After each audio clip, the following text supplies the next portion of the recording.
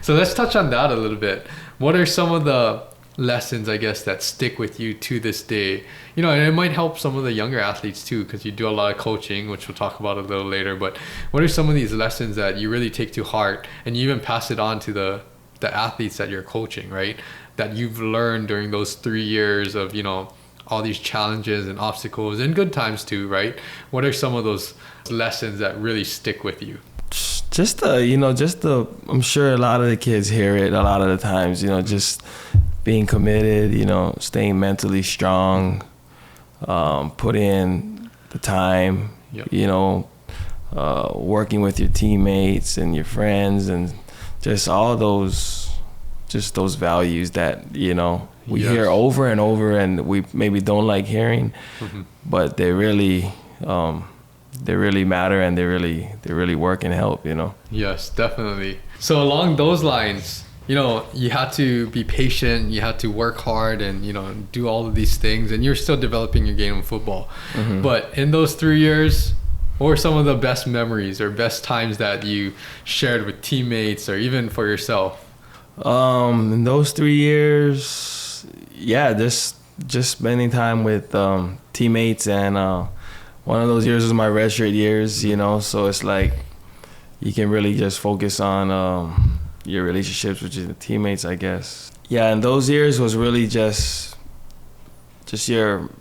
all I really had. That was my positives, you know, and just waiting your turn when on the field. You really find the good times with your friends and your teammates, and just enjoying school, you know. Yeah. And then just enjoying, like you said, the process of putting in the work, trying to get somewhere, you know, trying to make it to maybe get some playing time and those type of things. You know, it's not fun then, but when you look back, it's like, oh, you missed that feeling, and you missed those grinding times, right? Yes. So you look back and it's like, man, you'd love to do it again, and it turns into fun afterwards, right? Yes. So. Yes, and I think a lot of athletes can relate to that, because once sports is kind of taken away, I mean, you still stay active, you're still playing, you know, in men's leagues and stuff, but then it's not the same as like when you're playing for UH, right? It's a little different. So let's talk about, you know, as you progress with football. Why don't we stay on football? So eventually, you know, you got your turn, right? You started earning some playing time and everything. How was that for you? And, you know, they come full circle? What were some of the good times and even struggles with earning more playing time in football?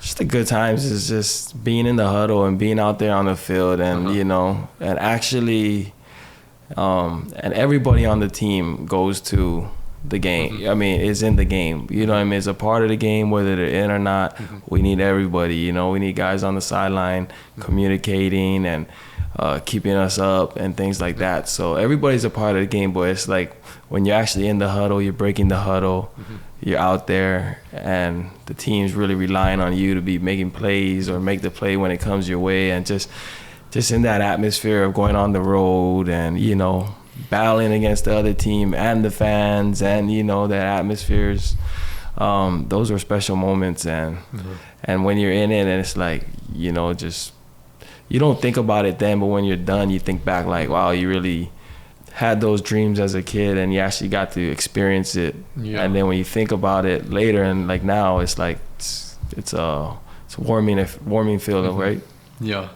Do you have one game that really sticks out to you as being really memorable?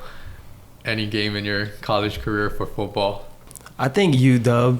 UW? Yeah, I think UW. Do you guys play at UW? Yeah. At UW, yeah. Yeah, and it's just because then it's like, it's one of the bigger stages, you know, and then, you know, it's growing up, and just, I used to play video games, even the NCAA games on PlayStation. So it's like, you just, you know, when you play with UH, you pick all these types of, you know, tough team. You put all the tough teams on your schedule so you can feel like you're beating them on the road, right? And then, so just experiencing those big time stadiums, it's like, and then looking back at your childhood and playing those games and make believing like you're in those stadiums and actually experiencing it later is, I look back, and that's good memories. Do you remember any specific things about the game, or any plays, or anything that's fans or anything? Yeah, it was just a crazy game, you know. And I had a pretty good game, and I scored my first college touchdown in that game. So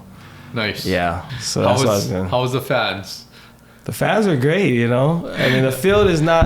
I mean, it was a packed stadium, you know, but we had a lot of Hawaii fans there too. Yeah. So I mean, just the fans weren't too crazy, but yeah, those are some good memories that I know it'll last, you know, your lifetime, right?